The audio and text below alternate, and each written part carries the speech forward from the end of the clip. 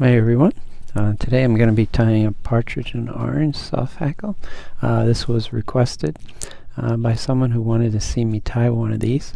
The hook I'm using is a Mustad 3906, is size 14. The reason I like these hooks for the soft hackle is just a little heavier wire hook that helps that fly get down in the water column just a little bit under the surface. So I'm using Purasol's silk. This is orange, and you can tie this fly in a number of different silk colors, and then with the partridge hackle. So this one's a partridge in orange, but you can do partridge in green and several other different colors. What I'm going to do is take this silk down to about a little beyond the barb of the hook. You don't need to go all the way to the end.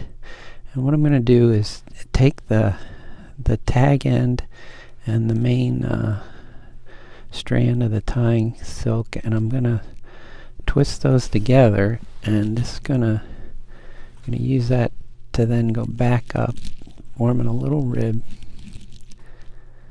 back up to the front of the eye.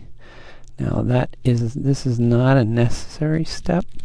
It's just a little aesthetic thing that I saw someone do, and it just gives that a nice little rib. It's subtle. It's not real obvious. So you can omit that, or if you like the look of it, you can keep it. Alright, we didn't quite get that silk tied off. Okay, next what I'm going to do is add a little bit of hare's ear dubbing for a thorax. I like to put that behind the hackle just to make it stand out a little bit. I'm not using a lot, as you can see, just enough to make a slight bump, just give the fly a little rougher look. I'm going to put that right behind where I'm going to put the hackle in.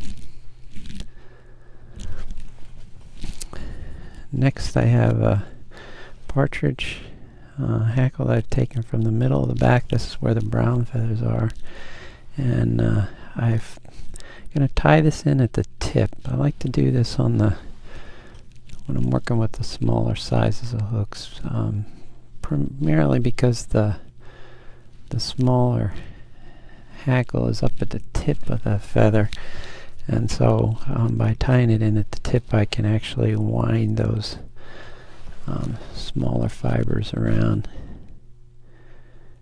I'm going to take this and I'm going to go about 3 turns around. I'm going to fold these back, just a little moisture between your thumb and forefinger, and then you can just pull it back as you wrap. So 2.5 to 3 turns. That should do it. Then tie that stem off. And then we will just snip the stem. And then we pull those partridge hackles back, and then a couple turns up at the head. Now you cannot use nail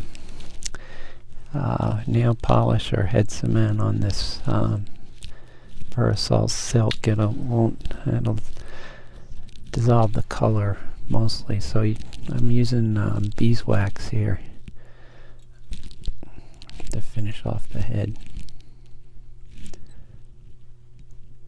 and that wax works well on the silk to hold the head together.